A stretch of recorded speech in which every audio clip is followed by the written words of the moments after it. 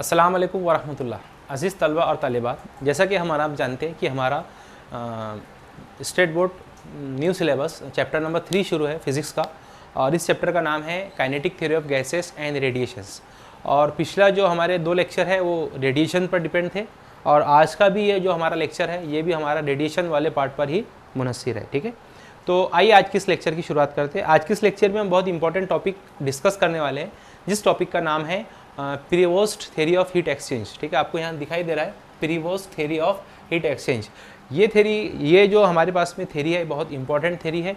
Generally हम हमारे life में इस चीज़ को बहुत बार देखते हैं, लेकिन हमने कभी गौर नहीं किया। तो आज के इस लेक्चर में आपके बहुत सारे कॉन्सेप्ट क्लियर होने वाले हैं कि कोई भी ऑब्जेक्ट एक पर्टिकुलर टेम्परेचर पर क्यों गर्म हो जाता है और एक पर्टिकुलर टेम्परेचर पर क्यों वो सर्द हो जाता है। ये और जनरली जो लाइफ में हम हमारे देखते हैं कि हम अगर कप में अगर चाय पीते हैं तो हमें गर्म लगती है, अगर हम सासर में उसे लेकर चाय पीते हैं तो हमें थोड़ी सी वो ठंडी लगती है। ठीक है, ऐसा क्यों होता है, ये तमाम कॉन्सेप्ट आज की इस थ्योरी में हमारे क्लियर होने वाले हैं। ओके, तो इसी के साथ साथ मैं आपको एक और बात बता दूं, आपने एक चीज़ और गौर की होगी जो इस थ्योरी के बुनियाद पर हमारा कॉन्सेप्ट क्लियर होगा कि हम अगर एक कार में बैठे हैं और हम कार को कहीं पर बहुत ज़्यादा टेम्परेचर है, बहुत ज़्यादा धूप है, अगर हम कार को हमारे वहाँ मतलब पार्क कर देते हैं और उसे लॉक करके हमारे काम के लिए जाते हैं, जब वहाँ से आके हम दोबारा अगर हमारे कार में बैठते हैं तो हमें बाहर के मुकाबले कार में ज़्यादा टेम्परेचर, ज़्यादा दर्जे हरारत महसूस होता है। ऐसे क्यों होता है वो भी इंशाल्लाह आज के इस लेक्चर में हमारा क्लियर होने वाला है। इसी के साथ साथ में एक बात और मैं आपको बता दूँ, एक कॉन्सेप्ट और ये क्लियर होने वाला है आपका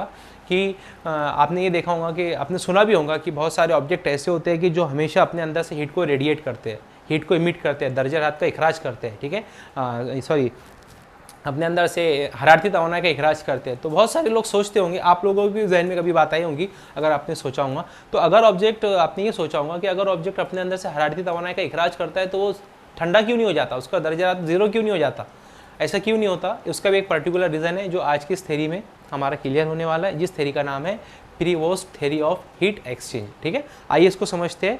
तो ये जो थ्योरी है 1792 में बनाई गई प्रीवोस्ट की मदद से। इनका क्या कहना था सुनिए, ये बोलते थे कि all the bodies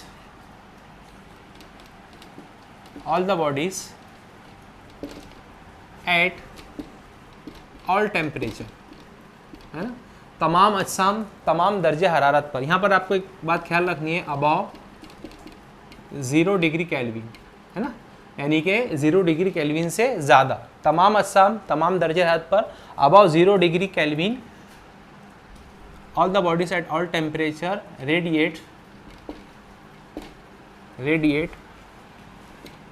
thermal energy, यानी कि आपकी हीट एनर्जी है, और यहाँ इसके ऑब्लिक में आप हीट एनर्जी भी लिख सकते हो, and at the same time absorb radiation. ठीक है, जो इलेक्ट्रोमैग्नेटिक वेव के फॉर्म में निकलते थे तो उसी वक्त क्या करता है, absorb radiation, and at the same time absorb radiation from the surrounding. ठीक है, ये है आपके पास में previous theory of heat exchange. ये क्या बोलता है, all the bodies at all temperature, तमाम अजसाम तमाम दर्जे हरारत पर अबाव 0 डिग्री केल्विन, मतलब इस टेम्परेचर से ज़्यादा, रेडिएट थर्मल एनर्जी या हीट एनर्जी, मतलब तमाम अजसाम तमाम दर्जे हरारत पर 0 डिग्री केल्विन से ज़्यादा अपने अंदर से हरारती तवानाई का इखराज करते हैं। ठीक है, और एट द सेम टाइम, उसी वक्त, किस वक्त, जब वो अपने अंदर से हरारती तवानाई का इखराज करते हैं उसी वक्त एब्जॉर्ब रेडिएशंस। ठीक है, उसी वक्त वो क्या करते हैं, जब हरारती तवानाई का इखराज करते हैं उसी वक्त absorb radiation from the surrounding, अपने अतराफ से रेडिएशंस को क्या करते हैं, अपने अंदर जमा करते हैं, जज्ब करते हैं, एब्जॉर्ब करते हैं। ठीक है, इस थ्योरी को कहा जाता है Prevost theory of heat exchange. All the bodies at all temperature radiate thermal energy and at the same time absorb radiation from the surrounding. इसका मतलब यह है कि तमाम जो अजसाम होते हैं तमाम दर्जे हरारत पर अपने अंदर से हरारती तवानाई का इखराज करते हैं और उसी वक्त अपने अतराफ के जो रेडिएशंस होते हैं उन्हें अपने अंदर एब्जॉर्ब भी करते हैं। यही रीज़न है कि जो अजसाम हीट को इमिट करते हैं तो वो जल्दी, मतलब एक्चुअल में होता यह है कि जब वो अपने अंदर से रेडिएशंस निकालते हैं तो बहुत सारे लोगों के जहन में, बच्चों के जहन में ख्याल आता है कि उसने तो एकदम ठंडा हो जाना चाहिए था, क्योंकि अपने अंदर से हीट एनर्जी को पूरा इखराज कर देते हैं। लेकिन बच्चों याद रखिए, जब वो हीट एनर्जी का इखराज करता है, हरारती तवानाई का इखराज करता है, उसी वक्त वो अपने सराउंडिंग से क्या करता है, कम मिकदार में होता है, लेकिन वो अपने सराउंडिंग से, अपने अतराफ से रेडिएशंस को अपने अंदर एब्जॉर्ब करता है। यही वजह है कि वो ऑब्जेक्ट अचानक या एकदम से, एकदम फ्रिक्वेंटली जो होता है वो ठंडा नहीं होता। ठीक है, तो ये है previous theory of heat exchange. देखिए कितनी जनरल सी बात है। हम हमारे अतराफ में देखते हैं कि अगर हमने एक कप में चाय लिए तो हम देखते हैं कि थोड़ी देर, अगर हम उस चाय को इस तरह से थोड़ी देर रखते हैं तो हम ये देखते हैं कि धीरे धीरे वो उसका टेम्परेचर कम होता है, उसका दर्जा हरारत कम होता है। ऐसा क्यों होता है? क्योंकि जो तमाम अज्साम होते हैं, तमाम दर्जा हरारत पर अपने अंदर से थर्मल एनर्जी, मतलब हरारती तवानाई का इखराज करते हैं। और कुछ वक्त बाद क्या होता है कि वो, मतलब जिस वक्त ये अमल होता है, जब वो हरारती तवानाई का इखराज करते हैं, उसी वक्त क्या करते हैं, वो अपने अंदर से, वो अपने अंदर, अपने अतराफ से रेडिएशंस को क्या करते हैं, एब्जॉर्ब करते हैं। इस थ्योरी को कहा जाता है previous theory of heat exchange. यहाँ पर आपको दो बात और याद रखनी है, वो क्या है, सुनिए। ये तो हुआ इसकी डेफिनेशन, ठीक है, डेफिनेशन। अब यहाँ पर कुछ इंपॉर्टेंट पॉइंट्स हैं, इंपॉर्टेंट पॉइंट्स। ठीक है, इंपॉर्टेंट पॉइंट्स क्या है बच्चों, याद रखिए। सबसे जो पहले वाला जो पॉइंट है वो ये बोलता है कि rate of radiation, rate of radiation और इमिशन, ठीक है, मतलब इखराज करने का जो रेट है, उसकी जो शरह है, ओके, डिपेंड ऑन, ये किस पर मुनहसिर रहती है, depend on nature of surface, nature of surface. देखिए इसका मीनिंग क्या है, the rate of radiation, rate आपको पता है, मतलब फी इकाई वक्त में, ठीक है, रेट ऑफ रेडिएशन या इमिशन एक ही बात है। डिपेंड ऑन मतलब किसी भी ऑब्जेक्ट से जब रेडिएशंस निकलते हैं, हमने बोला ना कि वो तमाम दर्जा हरारत पर थर्मल एनर्जी का इखराज करते हैं, ठीक है, तो जो वो रेडिएशंस निकलते हैं, आप सभी को पता होना चाहिए, जब भी किसी ऑब्जेक्ट से थर्मल एनर्जी का इखराज होता है, ठीक है, हरारती तवानाई का इखराज होता है, जो रेडिएशंस निकलते हैं वो हमेशा in the form of electromagnetic wave निकलता है। ये बात आपको याद रखनी है। और उसी के साथ साथ एक बात और याद रखनी है, आगे आने वाला है, मैं आपको बताऊंगा, जो इलेक्ट्रोमैग्नेटिक वेव्स निकलती है, तो जाहिर सी बात है ये कि वेव है, ठीक है। इलेक्ट्रोमैग्नेटिक वेव क्या होती है, मैंने पिछले लेक्चर में आपको डिटेल में बता चुका हूँ, जिसमें इलेक्ट्रिक और मैग्नेटिक फील्ड के ऑसिलेशंस होते हैं, ठीक है। वाई एक्सिस में इलेक्ट्रिक फील्ड के ऑसिलेशन चलते हैं, जेड में जो होते हैं वो मैग्नेटिक फील्ड के ऑसिलेशन चलते हैं, जो इनका प्रोपगेशन ऑफ वेव होता है वो एक्स एक्सिस में होता है, ठीक है। ये तमाम बातें इलेक्ट्रोमैग्नेटिक वेव के बारे में। तो यहाँ पर जो वेव आया है बच्चों, तो वेव के ताल्लुक से मैं आपको बता दूँ, अगर यहाँ पर वेव है तो उसके बाद में दो चीज़ होना बिल्कुल कंपलसरी है। सबसे पहले उसकी फ्रीक्वेंसी होगी और उसी के साथ साथ में उसका वेवलेंथ होगा, ये बात भी आपको याद रखनी है, ठीक है। तो ये क्या बोलता है कि रेट ऑफ रेडिएशन और emission depend on nature of surface, मतलब सरफेस के नेचर पर डिपेंड है। सरफेस कैसी है, बहुत सारी सरफेस आपको ऐसी मिलेंगी जो वेल पॉलिश मिलेंगी, ठीक है, और बहुत सारी सरफेस ऐसी मिलेंगी जो आपको ब्लैक, परफेक्टली ब्लैक सरफेसेस मिलेंगी। तो ये ना नेचर पर डिपेंड होता है, ठीक है। तो ये बात भी आपको ख्याल रखना है, सरफेस ऑफ द नेचर, उसी के साथ साथ में एरिया, ठीक है, उस ऑब्जेक्ट का एरिया एंड टेम्परेचर, ये तीन चीज़ों पर मुनहसिर है। ये बात आपको बहुत इंपॉर्टेंट बात है, याद रखनी है आपको कि द रेट ऑफ रेडिएशन, मतलब रेडिएशन का जो रेट है फी इकाई वक्त में, जब किसी भी ऑब्जेक्ट से रेडिएशन निकलते हैं तो वो ना उसके नेचर ऑफ सरफेस, सरफेस के नेचर पर मुनहसिर होता है, उसके एरिया पर मुनहसिर होता है, एरिया बड़ा है छोटा है, उसी के साथ साथ में उसका टेम्परेचर पर मुनहसिर है, ठीक है। ये बात आपको याद रखनी है। दूसरी बात जो है वो ये है कि rate of absorption, rate of absorption, ठीक है, मतलब अगर कोई भी ऑब्जेक्ट है वो अपने अंदर से हीट को रेडिएट करता है तो उसी वक्त क्या करता है, एब्जॉर्ब रेडिएशन, रेडिएशन को एब्जॉर्ब करता है फ्रॉम द सराउंडिंग। तो ये क्या बोल रहा है कि rate of absorption depend on, यानी पर मुनहसिर होते हैं, डिपेंड ऑन, वही बात सबसे पहले, नेचर ऑफ सरफेस, इस सरफेस का नेचर कैसे है। अगर ब्लैक बॉडी है तो ज़्यादा एब्जॉर्ब करेगा, ठीक है, रेडिएशंस को। अगर परफेक्ट, उसके बाद में वेल पॉलिश बॉडी है तो बहुत कम मिकदार में हीट को एब्जॉर्ब करेगा, ठीक है। उसके बाद में एरिया, ये तो है ही, एरिया भी, एरिया पर भी मुनासिर होता है। छोटा एरिया, जाहिर सी बात है, एरिया कम है तो हीट को कम एब्जॉर्ब करेगा, अगर एरिया बहुत बड़ा है तो हीट को ज़्यादा एब्जॉर्ब करेगा। एंड ये इंपॉर्टेंट बात है इसमें, टाइम रेट, किस पर डिपेंड है, टाइम रेट पर।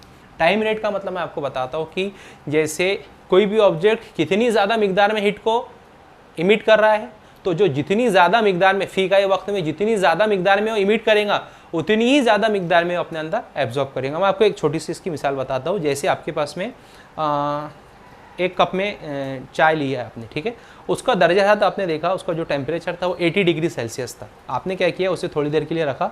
तो ये ऑब्जर्वेशन बता रहा हूँ मैं सिर्फ आपको कि आपका ऑब्जर्वेशन ये रहा, आपने ये देखा कि जो उसके अंदर से हीट के जो रेडिएशंस निकल रहे हैं वो ना मान लो 100 जूल पर सेकंड निकले। कितने? 100 जूल पर सेकंड, मतलब एक सेकंड में 100 जूल हीट जो हो रही है वहाँ से इमिट हो रही है। तो अगर वहाँ से 100 जूल पर सेकंड निकल रही है तो रेट ऑफ एब्जॉर्प्शन जो होगा वो ना 50 जूल पर सेकंड होगा। ये सिर्फ एक एग्जांपल के तौर पर बता रहा हूँ आपको कि जैसे ये हमारे पास में कप ऑफ टी है, ठीक है, ये कप ऑफ टी है, इसमें चाय भरी है, इसका जो टेम्परेचर है वो 80 डिग्री सेल्सियस था।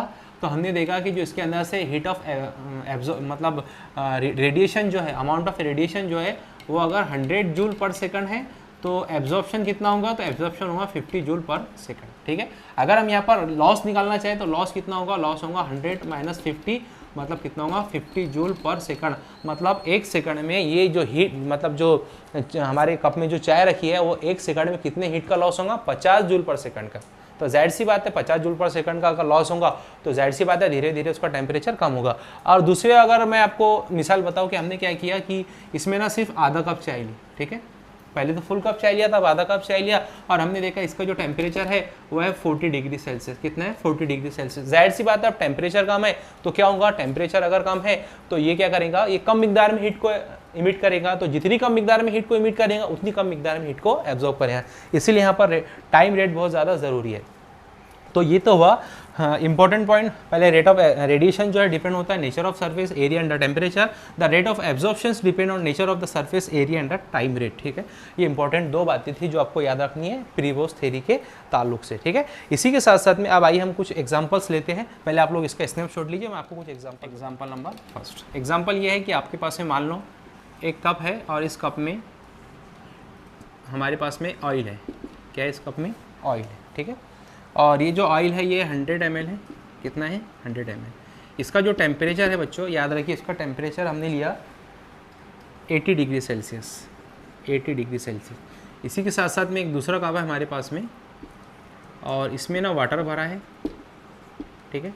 और ये वाटर जो है इसका जो टेम्परेचर है वो है 20, इसका भी जो टेम्परेचर है वो 80 डिग्री सेल्सियस है, ठीक है। एक इसमें ऑयल है और ये भी 100 ml है, 100 ml, ठीक है।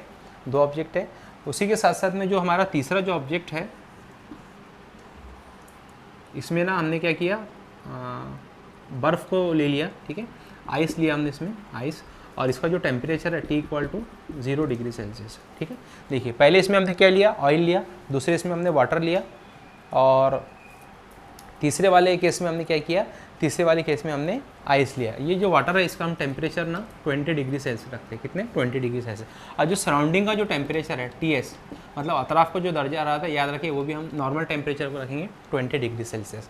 अब ये तीन ऑब्जेक्ट है बच्चों। सबसे पहला तो हमारे पास में ऑयल है जो 100 ml है, 80 डिग्री सेल्सियस पर है, इसका 20 डिग्री सेल्सियस है। इसका जो टेम्परेचर है आइस का वो 0 डिग्री सेल्सियस है। और जो सराउंडिंग का जो टेम्परेचर है 20 डिग्री सेल्सियस।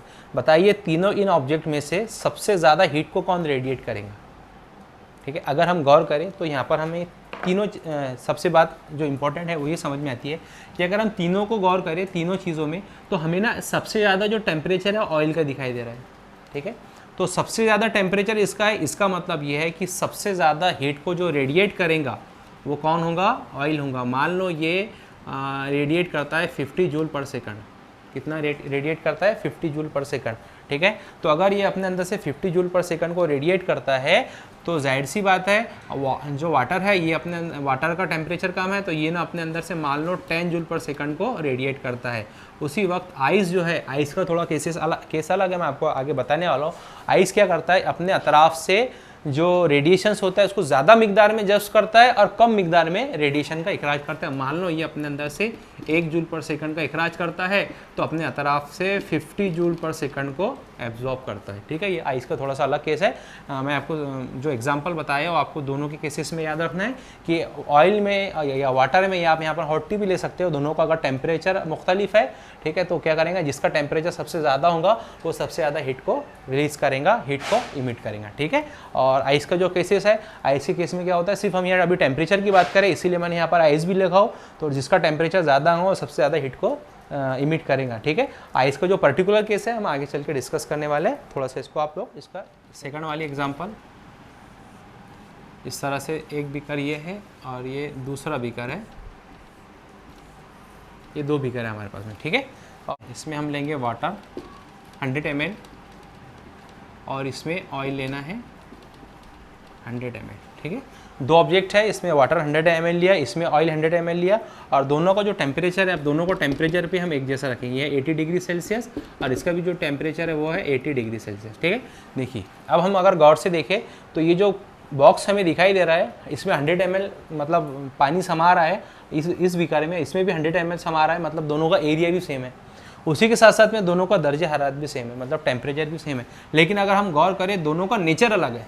कैसे नेचर अलग है, तो बच्चों ये वाटर है और ये ऑयल है। ठीक है, तो दोनों से सबसे ज़्यादा हीट को कौन रेडिएट करेगा, जाहिर सी बात है अगर दोनों का टेम्परेचर एक जैसा है, दोनों का एरिया एक जैसा है, लेकिन दोनों का नेचर अलग अलग है, तो जाहिर सी बात है दोनों का रेट ऑफ एब्जॉर्प्शन भी अलग होगा और रेट ऑफ इमिशन भी अलग होगा। तो मान लो एग्जाम्पल के तौर पर ये अपने अंदर से अगर 100 जूल पर सेकंड को इमिट करता है, कितने को, 100 जूल पर सेकंड को इमिट करता है, हीट को इमिट करता है, तो ये क्या करता है, उसी वक्त वाटर जो होता है अपने अंदर से 50 जूल पर सेकंड हीट को रेडिएट करता है। क्यों ऐसा हुआ, क्योंकि दोनों का नेचर अलग अलग है, ये वाटर है, ये ऑयल है। ठीक है, अगर ये 100 जूल पर सेकंड को रेडिएट करता है तो उसी वक्त ये क्या करता है, अपने सराउंडिंग से 50 जूल पर सेकंड को एब्जॉर्ब भी करता है, और उसी वक्त ये अपने अंदर से 25 जूल पर सेकंड को एब्जॉर्ब करता है। देखिए यहाँ पर रेट ऑफ एब्जॉर्प्शंस और रेट ऑफ रेडिएशन भी दोनों के अलग अलग है। ठीक है, अगर हम यहाँ पर नेट लॉस निकालें, नेट लॉस ऑफ वाटर अगर हम लोग निकालें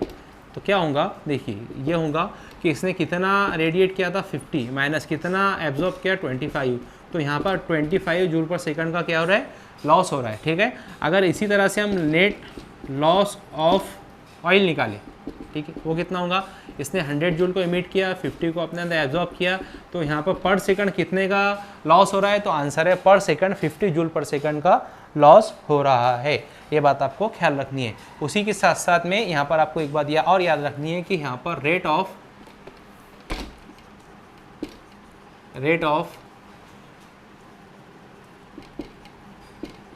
रेडिएशन, ठीक है, या emission, rate of emission is greater than in oil as compare to rate of emission in water. देखिए ये बड़ी इंपॉर्टेंट बात है, याद रखिए कि अगर हम दोनों का मुआयना करें तो हमें रेट ऑफ रेडिएशन या इमिशन इन ऑयल, मतलब इसमें रेट ऑफ रेडिएशन हमें ज़्यादा दिखाई दे रहा है बामुकाबले वाटर के rate of emission in water. इसी के साथ साथ में रेट ऑफ एब्जॉर्प्शन भी इसमें हमें ज़्यादा दिखाई दे रहा है और रेट ऑफ एब्जॉर्प्शन भी इसमें हमें ज़्यादा दिखाई दे रहा है। तो ये भी लिख लीजिए कि rate of absorption in oil is greater than the rate of absorption in water।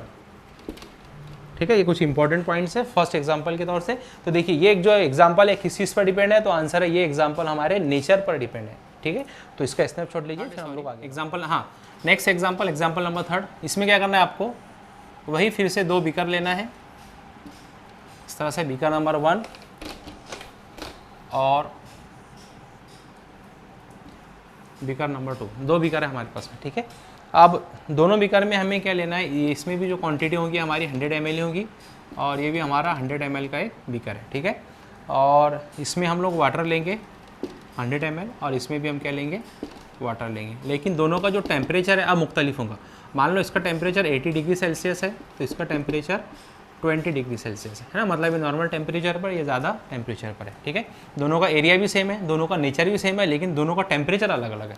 तो बताइए बच्चों, अगर दोनों का टेम्परेचर अलग अलग हुआ तो previous theory of heat exchange के मुताबिक कौन ज़्यादा हीट को इमिट करेगा, कौन ज़्यादा हीट को रेडिएट करेगा, ठीक है। तो आंसर है जिसका टेम्परेचर ज़्यादा होगा वो ज़्यादा हीट को अपने अंदर से इमिट करेगा। मतलब मान लो अगर ये अपने अंदर से 80 जूल पर सेकंड को इमिट करता है तो इसका टेम्परेचर अगर कम है तो ये अपने अंदर से सिर्फ और सिर्फ 10 जूल पर सेकंड को इमिट करेगा, ठीक है।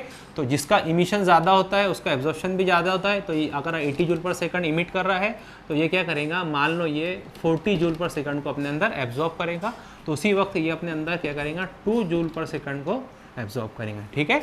तो ये है आपका टेम्परेचर के ताल्लुक से। हम यहाँ पर फिर से लिख सकते हैं कि रेट ऑफ एब्जॉर्प्शन या rate of radiation in first, ठीक है, पहली वाली बीकर में is greater then the rate of radiation in second beaker, ठीक है। इसी के साथ साथ में एक बात हम यहाँ और लिख सकते हैं कि rate of absorption is greater than in first the rate of absorption in second, ठीक है। ये दो बातें याद रखनी है कि रेट ऑफ रेडिएशन जो है फर्स्ट में ज़्यादा है और रेट ऑफ रेडिएशन सेकंड में कम है। अगर जिसका रेडिएशन ज़्यादा होता है तो उसका जाहिर सी बात है एब्जॉर्प्शन भी ज़्यादा होता है। रेट ऑफ एब्जॉर्प्शन फर्स्ट में ज़्यादा है और रेट ऑफ एब्जॉर्प्शन सेकंड में कम है, ठीक है। इसी के साथ साथ में अगर हम यहाँ पर लॉस निकालना चाहें तो लॉस कैसे निकालेंगे, देखिए हीट लॉस, ठीक है। हीट लॉस यहाँ पर कैसे निकालेंगे, यहाँ निकालेंगे हम 80 जूल पर सेकंड माइनस 40 जूल पर सेकंड। इसका मतलब यहाँ कितना बचेगा 40 जूल पर सेकंड। मतलब फर्स्ट वाले केस में कितना लॉस हो रहा है तो 40 जूल पर सेकंड का। सेकंड वाले में हम हीट लॉस निकालेंगे अगर से तो कितना होगा तो 10 जूल पर सेकंड माइनस 2 जूल पर सेकंड, मतलब यहाँ पर 8 जूल पर सेकंड का वो हो रहा है, ठीक है। तो इतना हमारे पास में ये वाले केस में 40 जूल पर सेकंड हो रहा है और ये वाले केस में 8 जूल पर सेकंड हो रहा है। तो ये है आपके पास में हीट एक्सचेंज वाला कॉन्सेप्ट जो किस पर डिपेंड था, टेम्परेचर पर। पहला हमने नेचर किसका देखा, पहले लिक्विड अलग अलग लिए, अब हमने क्या किया लिक्विड एक जैसे लेकिन टेम्परेचर अलग अलग था, तो फिर भी हमारा यहाँ पर लॉस ही हो रहा है, ठीक है। ये दूसरी केस। अब तीसरे वाला एग्जाम्पल, इसका पहले स्नैपशॉट लीजिए। इसमें हमें क्या करना है कि एक कप लेना है, कप में आपके पास में इसमें टी भरी है, ठीक है। और ये जो टी है इसका जो टेम्परेचर है वो है 80 डिग्री सेल्सियस। कितना है इसका टेम्परेचर, 80 डिग्री सेल्सियस, ठीक है। इसी के साथ साथ में ये एक सासर है, इस सासर में जो हमारा टी है इसका भी जो टेम्परेचर है वो 80 डिग्री सेल्सियस है, ठीक है। देखिए दोनों का टेम्परेचर भी सेम है, इसमें भी टी भरी है, मतलब इनका नेचर भी सेम है, सरफेस का नेचर भी सेम है, ठीक है। इनका टेम्परेचर भी सेम है लेकिन इनका एरिया अलग अलग है। इसका एरिया हमें अलग दिखाई दे रहा है, सॉसर का एरिया हमें अलग दिखाई दे रहा है। तो दोनों में से ज़्यादा हीट को कौन एब्जॉर्ब करेगा और कौन ज़्यादा हीट को इमिट करेगा, ठीक है। तो जाहिर सी बात है जिसका एरिया ज़्यादा होता है और ज़्यादा हीट को इमिट करता है तो ये अपने अंदर से मान लो अगर 90 जूल पर सेकंड को इमिट करता है तो ये अपने अंदर से सिर्फ 70 जूल पर सेकंड को इमिट करेगा, ठीक है। देखिए ये अपने अंदर से ज़्यादा हीट को इमिट कर रहा है, ये अपने अंदर से कम हीट को इमिट कर रहा है। ऐसा क्यों, क्योंकि दोनों का एरिया भी अलग अलग है, ठीक है। अगर ये 90 जूल पर सेकंड को इमिट करता है तो कितने को एब्जॉर्ब करेगा, तो ये अपने अंदर 40 जूल पर सेकंड को एब्जॉर्ब करेगा, ठीक है। तो उसी वक्त ये अपने अंदर क्या करेगा 30 जूल पर सेकंड को या 20 जूल पर सेकंड को 20 जूल पर सेकंड को क्या करेगा अपने अंदर एब्जॉर्ब करेगा, ठीक है। अब अगर हम यहाँ गौर करें तो इनका टेम्परेचर भी एक जैसा है, इनका नेचर भी एक जैसा है, लेकिन इनका एरिया अलग अलग है। जिसका ये एक कप है और ये एक सॉसर है तो दोनों का एरिया अलग अलग है। इसीलिए हम देखें कि जिसका एरिया ज़्यादा होता है वो ज़्यादा हीट को इमिट कर रहा, तो ज़्यादा हीट को एब्जॉर्ब कर रहा। जिसका एरिया कम है वो कम हीट को इमिट कर रहा और कम हीट को एब्जॉर्ब कर रहा। हम यहाँ फिर से एक बात लिख सकते हैं कि रेट ऑफ रेडिएशन या emission in rate of radiation is greater the rate of radiation, ठीक है।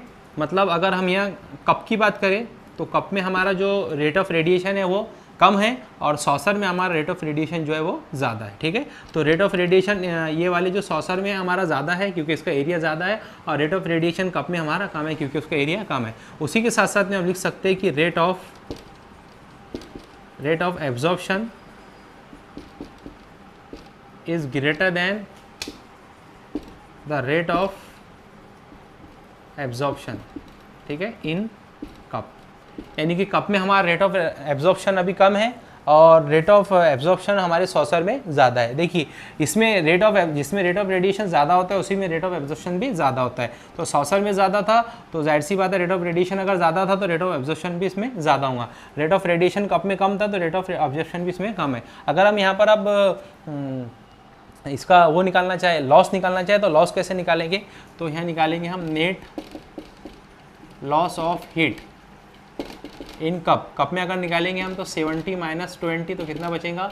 70 में से अगर 20 जाएंगे तो यहाँ बचेगा हमारे पास में 50 जूल पर सेकंड। देखिए कितना लॉस हो रहा है कप में? 50 जूल पर सेकंड का। आप सॉसर में निकालते हैं नेट लॉस ऑफ हीट, तो कितना इसने इमिट किया? 90 जूल पर सेकंड। कितना अपने अंदर एब्जॉर्ब किया?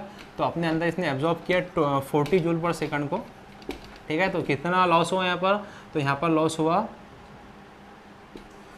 40 जूल पर सेकंड का, ठीक है। कितना लॉस हुआ? 40 जूल पर सेकंड का,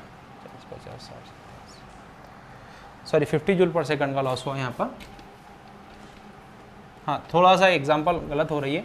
तो ये अगर अपने अंदर से 90 जूल पर सेकंड को इमिट कर रहा तो ये 20 जूल पर सेकंड, ये 30 जूल पर सेकंड को अपने अंदर एब्जॉर्ब करेगा। तो यहाँ पर माइनस करके 30 कर दीजिए तो फिर कितना बचेगा? 60 जूल पर सेकंड। देखिए इनका लॉस कितना हुआ? 50 जूल पर सेकंड हो रहा है यहाँ पर। यहाँ कितना लॉस हो रहा है? 60 जूल पर सेकंड, ठीक है। तो याद रखिए ये अपने अंदर से 50 जूल पर सेकंड को लॉस कर रहा है हीट को, और ये अपने अंदर 60 जूल पर सेकंड को लॉस कर रहा है। यहाँ पर 30 जूल पर सेकंड आपको करना है, क्योंकि जितना ज़्यादा रेट ऑफ एब्जॉर्प्शन होता है, रेडिएशन होता है, उतना ही ज़्यादा रेट ऑफ एब्जॉर्प्शन भी होता है, ठीक है। इसको ख्याल रखिए। तो ये है आपके पास में एग्जाम्पल, ठीक है। इसका एग्जाम्पल का स्नैपशॉट लीजिए, फिर हम लोग आगे बढ़ते हैं। इंपॉर्टेंट एग्जाम्पल्स है ये, मैं आपको करवा रहा हूँ, इसको देखिए। सबसे पहली बात यह है कि when hot body is placed in cold, when a hot body is placed in a cold surrounding, ठीक है। तो क्या होगा? अगर किसी भी गर्म जिस्म को किसी सर्द जगह पर रखा जाए तो उस वक्त rate of radiation is greater then the rate of absorption. बड़ी इंपॉर्टेंट बात है, इसको याद रखिए कि जब भी किसी गर्म जिस्म को किसी सर्द जगह पर रखा जाए तो रेट ऑफ रेडिएशन, मतलब जो जिस्म से रेडिएशन निकलती है, ठीक है, वो ज़्यादा होता है as compare to rate of absorption. जैसे अगर आपके पास में एक फ्रीज़र है, फ्रीज़र में आपने किसी गर्म चाय को रख दिया तो वहाँ पर रेट ऑफ रेडिएशन ज़्यादा होगा रेट ऑफ एब्जॉर्प्शंस के, ठीक है। मतलब रेडिएट करने की शरह बहुत ज़्यादा होगी और एब्जॉर्ब करने की शरह बहुत कम होगी। आइए इसको एग्जांपल की मदद से समझते हैं। ये हमारे पास में कप है जिसका जो पहले टेम्परेचर था, इसमें टी रखी है, इसका जो टेम्परेचर है वो है 80 डिग्री सेल्सियस, ठीक है। और टीएस जो है मतलब सराउंडिंग का जो टेम्परेचर है, नॉर्मल टेम्परेचर 20 डिग्री सेल्सियस। तो जाहिर सी बात है ये हमारे पास में इसका टेम्परेचर अभी कम है, इसे हम ना बहुत, इसका टेम्परेचर ज़्यादा 80 डिग्री सेल्सियस है, हम ना इसे क्या करेंगे, एक नॉर्मल से फ्रीज़र में ले जाके रख देंगे, ठीक है। तो फ्रीज़र का टेम्परेचर जाहिर सी बात है बहुत कम होता है, तो ये क्या करता है, अपने अंदर से ज़्यादा हीट को रेडिएट करता है, ठीक है, ज़्यादा हीट को रेडिएट करता है। मान लो ये अपने अंदर से 50 जूल पर सेकंड को अगर रेडिएट करेगा तो ये अपने अंदर 10 जूल पर सेकंड को एब्जॉर्ब करेगा, ठीक है। अगर यहाँ पर नेट लॉस अगर हम निकालना चाहें तो नेट लॉस कितना होगा, नेट लॉस होगा हमारे पास में 50 - 10, मतलब हर सेकंड में 40 जूल पर सेकंड को ये लॉस करेगा। इसीलिए हम ये देखते हैं कि कुछ वक्त के बाद में धीरे धीरे धीरे वो जिस्म क्या होता है, ठंडा हो जाता है, ओके। तो ये है हमारे पास में when a hot body is placed in a cold surrounding the rate of radiation is greater then the rate of absorption. एक बात है, ठीक है, इसका एक स्नैपशॉट लीजिए, ठीक है। अब दूसरी बात ये है कि व्हेन कोल्ड बॉडी जैसे कि बर्फ is placed in hotter surrounding, अगर किसी सर्द जिस्म को किसी गर्म इलाके में रखा जाए तो क्या होगा, अब इसका उल्टा होगा कि रेट ऑफ एब्जॉर्प्शन, मैंने अभी आपको स्टार्टिंग में बताया जब बर्फ वाली एग्जांपल आपको बताई थी कि rate of absorption is greater then the rate of radiation. देखिए मान लो आपके पास में एक बर्फ है, आपने उस बर्फ का टेम्परेचर 0 डिग्री सेल्सियस है, आपने उसे नॉर्मल टेम्परेचर पर रखा 20 डिग्री सेल्सियस पर, तो वहाँ पर अगर किसी भी सर्द जिस्म को किसी गर्म जिस्म में रखा जाए तो वहाँ पर रेट ऑफ एब्जॉर्प्शन ज़्यादा होता है, रेट ऑफ एब्जॉर्प्शन ज़्यादा होता है और रेट ऑफ इमिशन कम होता है। जैसे आपके पास में बर्फ़ का टुकड़ा है, इसका जो टेम्परेचर है वो 0 डिग्री सेल्सियस आइस है हमारे पास में, ठीक है, और सराउंडिंग का जो टेम्परेचर है वो अभी 40 डिग्री सेल्सियस, ठीक है, नॉर्मल टेम्परेचर से थोड़ा ज़्यादा है। तो ये क्या करेंगे अपने अंदर, मान लो अगर ये अपने अंदर हर सेकंड में 40 जूल पर सेकंड को अगर अपने अंदर इसका टेम्परेचर हम और बढ़ा देते हैं, मान लो इसका टेम्परेचर 80 डिग्री सेल्सियस, ठीक है, सराउंडिंग का TS मतलब सराउंडिंग का टेम्परेचर 80 डिग्री सेल्सियस है। तो मान लो अगर ये अपने अंदर 40 जूल पर सेकंड को एब्जॉर्ब करता है तो उसी वक्त ये क्या करेगा, 10 जूल पर सेकंड को इमिट भी करेगा, ठीक है। देखिए यहाँ पर रेट ऑफ एब्जॉर्प्शन हमें ज़्यादा दिखाई दे रहा है, रेट ऑफ इमिशन कम दिखाई दे रहा है। तो ऐसे कब होता है, जब किसी भी कोल्ड बॉडी को किसी हॉटर प्लेस में अगर या हॉटर सराउंडिंग में अगर रखा जाए तो रेट ऑफ एब्जॉर्प्शन ज़्यादा होता है और रेट ऑफ रेडिएशन कम होता है। अगर अब देखिए, अब हम यहाँ पर क्या निकालेंगे, हम यहाँ पर लॉस नहीं निकालेंगे, अब हम यहाँ पर क्या निकालेंगे, यहाँ पर हम गेन निकालेंगे। तो यहाँ पर हमारा गेन कैसे निकलेगा, तो गेन निकालने का तरीका यह है कि नेट गेन कैसे निकलेगा, ये निकलेगा 40 - 10, तो कितना बचेगा 30 जूल पर सेकंड। मतलब ये ऑब्जेक्ट हर सेकंड में अपने अंदर कितनी हीट को एब्जॉर्ब करेगा, तो आंसर है 30 जूल पर सेकंड को। यहाँ पर नेट लॉस नहीं होगा, नेट गेन होगा, ठीक है, ये बात आपको याद रखनी है। तो इसकी आप स्नैपशॉट लीजिए, फिर मैं आपको आगे का करवाता हूँ। अभी नेक्स्ट एग्जाम्पल देखिए, मान लो आपके पास में ये एक ऐसा बीकर है, TS जो है सराउंडिंग का टेम्परेचर 20 डिग्री सेल्सियस है, इसमें हमने T लिया, इसका भी जो टेम्परेचर है वो 20 डिग्री सेल्सियस है, मतलब सराउंडिंग का टेम्परेचर और इस T का टेम्परेचर सेम है। तो अगर दोनों का टेम्परेचर सेम है तो याद रखिए बच्चों, rate of radiation equal to rate of absorption, ठीक है, ये बात हमें ख्याल रखनी है कि rate of radiation equal to rate of absorption. कब, जब सराउंडिंग का टेम्परेचर और जो भी ऑब्जेक्ट हम ले रहे हैं, टी ले रहे हैं, वाटर ले रहे हैं, जो भी हम चीज़ लेंगे, अगर दोनों का टेम्परेचर अगर सेम हो तो rate of radiation equal to rate of absorption होगा, ठीक है। मान लो अगर ये अपने अंदर से 50 जूल पर सेकंड को इमिट कर रहा है तो ये अपने अंदर 50 जूल पर सेकंड को एब्जॉर्ब भी करेगा। तो अगर हम यहाँ पर नेट लॉस निकालना चाहे तो नेट लॉस कितना होगा, 50 - 50 मतलब कितना होगा 0 जूल पर सेकंड, मतलब कोई लॉस नहीं होगा। अगर हम नेट गेन निकालना चाहे तो नेट गेन कैसे निकालेंगे, 50 - 50 मतलब कितना होगा 0 जूल पर सेकंड, मतलब किसी भी किस्म का लॉस भी नहीं होगा, किसी किस्म का गेन भी नहीं होगा। ये कब होगा, जब सराउंडिंग का टेम्परेचर इस ऑब्जेक्ट के टेम्परेचर के मसावी हो जाए। तो ये कुछ बातें थी जो इसके ताल्लुक से इंपॉर्टेंट थी। नेक्स्ट जो बात है इंपॉर्टेंट है, वो इंपॉर्टेंट बात है, इसे मैं नोट करके लिखा रहा हूँ। देखिए, अब मैंने आपको एक बात बताई थी कि अगर हम किसी जिस्म का टेम्परेचर बढ़ाते हैं, ठीक है, अभी हम तमाम चीज़ों को एग्जांपल की मदद से भी समझ लिया। अगर हम किसी भी ऑब्जेक्ट का टेम्परेचर अगर बढ़ाते हैं तो टेम्परेचर बढ़ाने से क्या होता है, तो आंसर है टेम्परेचर बढ़ाने से वो उसका रेट ऑफ रेडिएशन जो है या रेट ऑफ इमिशन जो है वो बढ़ जाता है। इसका मतलब यह है कि अगर हम किसी ऑब्जेक्ट का टेम्परेचर बढ़ाएंगे तो किसी भी ऑब्जेक्ट का टेम्परेचर बढ़ाने से उसका रेडिएशन की जो रेट है वो बढ़ जाएंगी। रेडिएशन क्या होता है, तो जब रेडिएशन जब भी किसी बॉडीज़ पर अगर हम दर्जे हरारत को बढ़ाते हैं तो दर्जे हरारत के बढ़ाने से उसका जो हरारती तवानाई का जो इखराज है वो बढ़ जाता है। जब भी हरारती तवानाई का इखराज बढ़ जाता है तो हरारती तवानाई का इखराज जब बढ़ता है तो अपने अंदर से रेडिएशंस को निकालता है, ठीक है, हरारती तवानाई को खारिज करता है। तो रेडिएशंस कैसे निकलते हैं किसी भी ऑब्जेक्ट में से, तो बच्चों याद रखिए रेडिएशन मैंने अभी आपको बताया लेक्चर की शुरुआत में, जो रेडिएशंस निकलते हैं वो in the form of electromagnetic wave निकलते हैं। अब जाहिर सी बात है, in the form of electromagnetic wave अगर निकल रहे तो इसके पास में तो वेवलेंथ होगी, है ना। तो याद रखिए कि जब भी किसी बॉडी का हम टेम्परेचर बढ़ाते हैं तो उसकी वेवलेंथ कम होती है। जितना जितना ज़्यादा हम उसका टेम्परेचर बढ़ाएंगे किसी भी ऑब्जेक्ट का तो उतना ज़्यादा उस ऑब्जेक्ट की वेवलेंथ जो होगी वो कम होगी, ठीक है। मतलब उसके अंदर से जो रेडिएशंस निकलेंगे, रेडिएशंस की जो वेवलेंथ होंगी वो क्या होंगी, कम होंगी। फिर से किसी भी जिस्म का अगर हम दर्जा हरारत बढ़ाते हैं, किसी भी बॉडी का अगर टेम्परेचर बढ़ाते हैं तो उसमें से जो रेडिएशंस निकलते हैं उन रेडिएशंस की वेवलेंथ कम होती है। क्या कम होती है, वेवलेंथ कम होती है। मैं लिख देता हूँ कि पहला पॉइंट है when the temperature of body increases, the wavelength of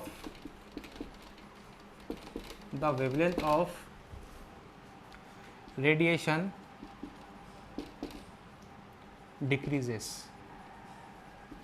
इसका मतलब क्या है, इसका मतलब है when the temperature of body is increase, जब भी किसी जिस्म का दर्जा हरारत तपिश बढ़ाई जाती है तो the wavelength of the radiation is decreases, उसके अंदर से जो रेडिएशंस निकलते हैं तो रेडिएशंस का वेवलेंथ जो होता है वो कम हो जाता है। बहुत इंपॉर्टेंट बात है, याद रखिए, फिर से मैं बता रहा हूँ कि जब भी किसी जिस्म का हम दर्जा हरारत बढ़ाते हैं, टेम्परेचर बढ़ाते हैं, तो उसमें से रेडिएशंस निकलते हैं, radiation in the form of electromagnetic wave निकलते हैं, तो रेडिएशंस की जो वेवलेंथ होती है वो टेम्परेचर के बढ़ाने से कम होती है। ठीक है, ये बात आपको पहले याद रखनी है। दूसरी बात जो इसके पॉइंट ये है कि व्हेन टेम्परेचर ऑफ बॉडी, मतलब किसी भी जिस्म का अगर हम temperature T equal to 800 degree Celsius तक अगर कर देते हैं, जैसे आपने बहुत सारी बार देखा होगा कि जो हमारा लोहा होता है, लोहे की जो चीज़ें होती है, जब हम उसे बहुत ज़्यादा गर्म कर देते हैं, तकरीबन कहाँ तक 800 डिग्री सेल्सियस तक, इससे भी कम भी हो सकता है, 700 भी हो सकता है, 600 भी हो सकता है, लेकिन उसकी जो रेंज बताई गई है वो 800 डिग्री सेल्सियस तक।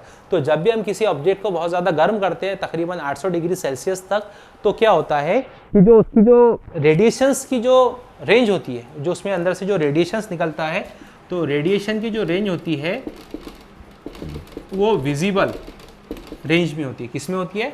विजिबल रेंज में होती है। ये बात आपको ख्याल रखना है कि जो उसके रेडिएशंस निकलते हैं वो कौन से रेंज में निकलते हैं? विजिबल रेंज में। और विजिबल रेंज कहाँ से कहाँ तक होती है? तो रेड से वायलेट तक। ठीक है, तो इसमें से जिसका जो कलर आपको दिखाई देता है, आपने अगर गौर करा होगा तो कलर हमें रेड दिखाई देता है। विजिबल रेंज कौन सी है? जो रेड से शुरू होती है और कहाँ पर खत्म होती है? वायलेट पर खत्म होती है। ठीक है, तो अगर हम किसी भी ऑब्जेक्ट का टेम्परेचर 800 डिग्री सेल्सियस तक बढ़ाते हैं तो उसमें से जो रेडिएशंस निकलती है, ठीक है, तो रेडिएशंस की जो वेवलेंथ की जो रेंज होती है ना, यहाँ वेवलेंथ बोलना जरूरी है, जो radiations in the form of electromagnetic wave निकलते हैं, तो जो उन इलेक्ट्रोमैग्नेटिक वेव की जो वेवलेंथ होती है, ठीक है, उसकी रेंज कहाँ पर होती है? विजिबल रेंज में।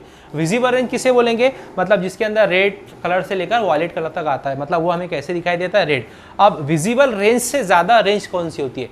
ठीक है, तो याद रखिए, विजिबल रेंज से जो ज़्यादा जो रेंज होती है वो होती है इंफ्रारेड रीजन। ठीक है, इंफ्रारेड रेंज या रीजन भी उसे कहा जाता है। अगर हम 800 डिग्री सेल्सियस तक किसी ऑब्जेक्ट को अगर गर्म कर देते हैं तो उसमें से जो रेडिएशंस निकलते हैं, रेडिएशंस इलेक्ट्रोमैग्नेटिक वेव की शक्ल में निकलते हैं, तो जो उनकी वेवलेंथ की जो रेंज होती है वो विजिबल रेंज में होती है, इसीलिए हमें रेड कलर का दिखाई देता है। अगर विजिबल रेंज से ज़्यादा वेवलेंथ अगर निकलती है तो वो इंफ्रारेड में जाएगी, अगर उससे कम निकलेंगी तो कहाँ जाएंगी? यूवी रेज में। ठीक है, तो फिलहाल बात जो आपको याद रखनी है कि अगर 800 डिग्री सेल्सियस से तक अगर हम किसी ऑब्जेक्ट का टेम्परेचर बढ़ा दें तो रेडिएशन जो निकलते हैं वो विजिबल रेंज में निकलते हैं। ठीक है, मतलब उसकी रेडिएशन की जो वेवलेंथ होती है वो विजिबल रेंज में होती है। इंपॉर्टेंट पॉइंट है, इसका स्नैपशॉट लीजिए, फिर आपको एक और बता रहा हूँ मैं।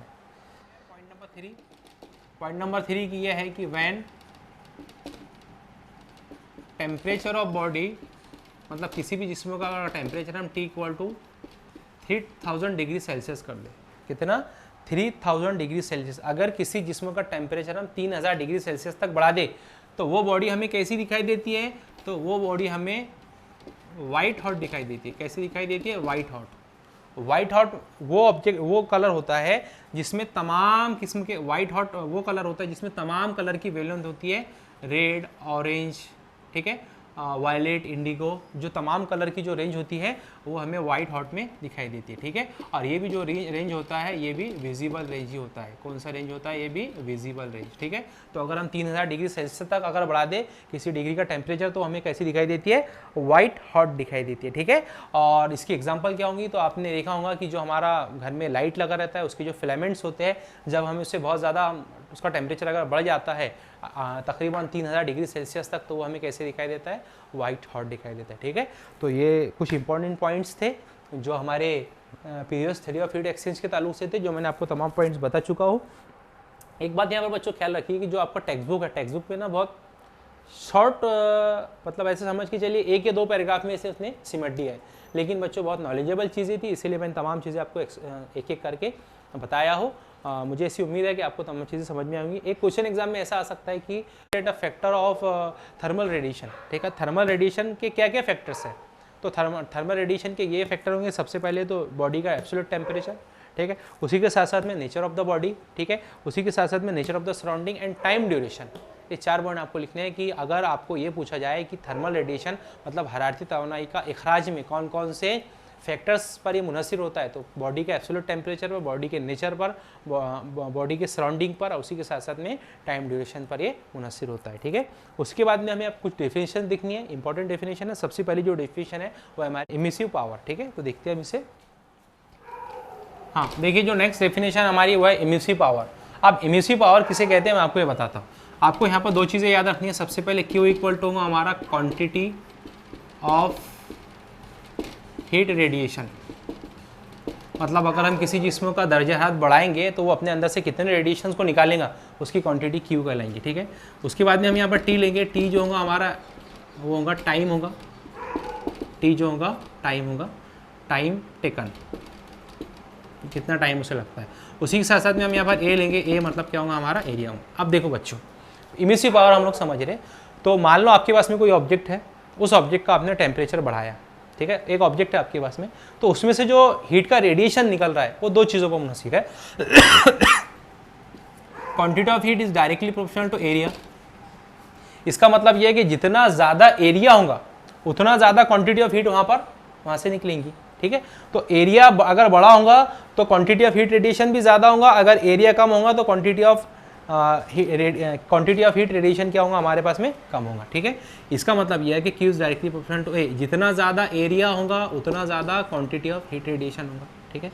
जितना कम एरिया होगा उतना कम क्वांटिटी ऑफ हीट रेडिएशन होगा। इसी के साथ साथ में Q is directly proportional to T, कि जितने ज़्यादा टाइम तक ये अमल होगा उतना ज़्यादा क्वांटिटी ऑफ हीट रेडिएशन निकलेगा, जितने कम टाइम के लिए ये अमल होगा उतना कम क्वांटिटी ऑफ हीट रेडिएशन निकलेगा। इसका मतलब ये है कि we can write it Q is directly proportional to AT, where A is the area, T is the time, ठीक है। Q is the heat quantity of heat radiation, ठीक है। So Q equal to R into AT, यहाँ से हमने directly proportional का sign निकाल लिया, तो Q equal to R into AT, जहाँ पर R जो है we can write it R equal to Q upon AT।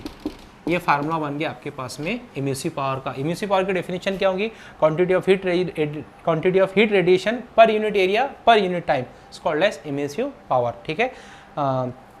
हरारती तवानाई की जो शरह है वो फी इकाई रकबा और फी इकाई वक्त पर मुनहसिर होती है, ठीक है। इसका यूनिट क्या बनेगा, इसका यूनिट अगर हम लोग लिखना चाहें तो इसका यूनिट हम देखेंगे, ऊपर हीट है, इसका यूनिट क्या होगा, जूल होगा, ठीक है।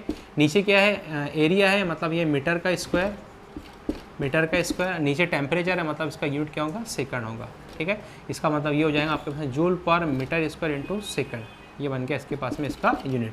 अब इसके डायमेंशन आप आराम से निकाल सकते हो, इसके डायमेंशन आपको निकालने हैं। ऊपर जूल है मतलब वर्क है, बता देता हूँ आपको, जूल है मतलब वर्क है, वर्क का दूसरा फॉर्म एनर्जी है, ठीक है। नीचे मीटर स्क्वायर है मतलब एरिया है हमारे पास में, यहाँ पर एरिया, और यहाँ पर हमारे पास में क्या टाइम है। काम के हमें यूनिट पता है, काम के डायमेंशन भी पता है हमें। काम के डायमेंशन क्या होते हैं, वर्क इक्वल टू क्या होता है, force multiply by displacement. Force के क्या होते हैं, m1 L1 T-2 into displacement मतलब L1, तो ये हो जाएंगे आपके पास में m1 L2 T-2, ठीक है। इसी के साथ साथ में नीचे एरिया है, एरिया मतलब L2, और टाइम जो है वो T1, ठीक है। तो ये आगे चल के क्या बनेगा, ये आगे चल के बनेगा बच्चों, ये बनेगा हमारे पास में m1 तो एज इट इज रहेगा, L2 और ये प्लस का L2 ऊपर जाके माइनस का L2, मतलब ये हो जाएगा हमारे पास में L0, और T-2 और ये प्लस का 1 ऊपर जाके माइनस का 1, मतलब ये बन जाएगा T-3। तो ये है इसके पास में इसके डायमेंशन, ये है इसका यूनिट, और ये इसका formula R equal to Q upon AT, और इसका यूनिट बनेगा joule per metre square second, और इसका डायमेंशन बनेगा m1 L0 T-3। मैंने निकाल दिया आपको कैसे, यहाँ पर जूल है मतलब वर्क है, ठीक है, और वर्क मतलब फोर्स इंटू डिस्प्लेसमेंट, तो ये वर्क के हमने यूनिट निकाल लिया। उसके बाद में एरिया के भी हमें पता था, टाइम का भी हमें पता था, हमने किसके निकाल लिया, इमिसिव पावर के। तो इमिसिव पावर क्या होता है, quantity of heat radiation per unit area per unit time क्या कहलाता है, इमिसिव पावर, जिसे कैपिटल आर से जाहिर किया जाता है। इसका जो यूनिट होता है, इकाई जो होती है joule per metre square second होती है, और इसका जो डायमेंशन होते हैं आबाद जो होते हैं m1 L0 T-3। स्नैपशॉट लीजिए, आगे बताओ। हाँ, नेक्स्ट जो टॉपिक है हमारा, लास्ट टॉपिक इस लेक्चर का, उसका नाम है coefficient of emission. Coefficient of emission, ठीक है। कोएफिशिएंट का मतलब मैंने आपको ऑलरेडी पहले बता चुका हूँ, इस कोएफिशिएंट का मतलब होता है मेजरमेंट। तो कोएफिशिएंट ऑफ इमिशन क्या होता है, इसका याद रखिए, इसका डेफिनेशन लिख रहा हूँ मैं, एट सेम टेम्परेचर, मतलब यकसा दर्जे हरारत पर the ratio of emissive power of given surface, मतलब अगर आपको कोई सरफेस दी जाए, given surface R to the emissive power of perfectly black surface R P, ठीक है, it's called as coefficient of emission. देखिए बच्चों क्या हो रहा है, ये एट द सेम टेम्परेचर, मतलब यकसा दर्जा हरारत पर the ratio of emissive power of A given surface, मतलब जो सतह हमें दी गई है, जो सरफेस हमें दिया गया है, उसका emissive power to the emissive power of perfectly black surface RB। इसका मतलब ये है कि emissive power, coefficient of emissive power को हम E से ज़ाहिर करेंगे। ये किसके बराबर होता है, ये बराबर होता है E बराबर रेशियो, जिसने कहा है ratio of emissive power of A given surface, मतलब R upon two the emissive power of perfectly black surface R upon RB। तो ये R अपॉन RB का जो रेशियो है उसे क्या कहा जाएगा, उसे कहा जाएगा कोएफिशिएंट ऑफ इमिशन। मतलब अगर हमें किसी भी सरफेस का इमिशन अगर फाइंड करना है तो हमें क्या करना पड़ेगा, हमें emissive power of given surface पहले कैलकुलेट करना पड़ेगा, उसके बाद में emissive power of perfectly black surface मालूम करना पड़ेगा।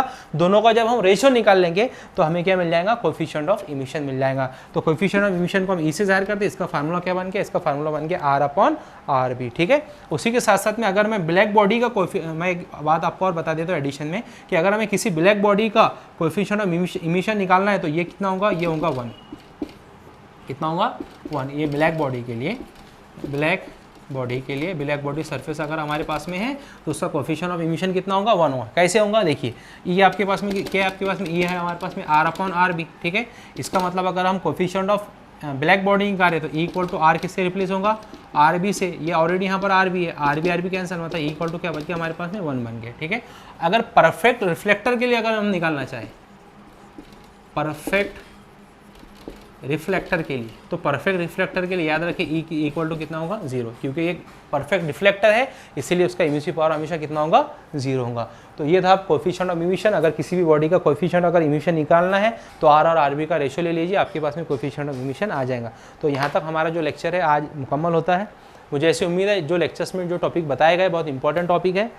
देखिए फिजिक्स अगर आपको समझना है किसी भी टॉपिक को तो उसको ना कॉन्सेप्चुअली समझो। अगर आप उसको रट्टा मारने की कोशिश करोगे तो आप रट्टा नहीं मार पाओगे, आज पढ़ोगे कल भूल जाओगे। ठीक है, तो अगर फिजिक्स को समझना है तो उससे कॉन्सेप्चुअली पढ़िए।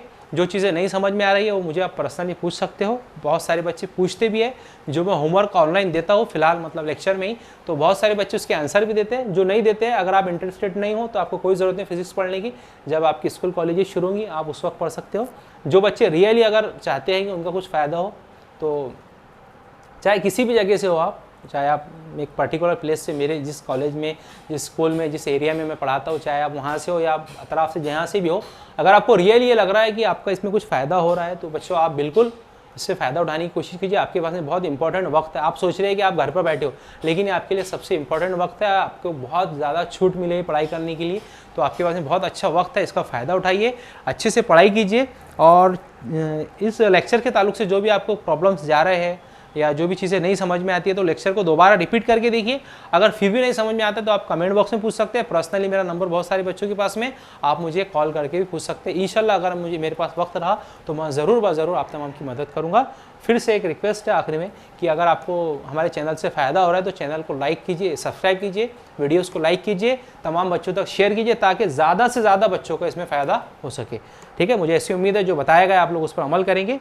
तो आज का लेक्चर हमारा यहीं पर ख़त्म होता है। अस्सलाम वालेकुम व रहमतुल्लाह।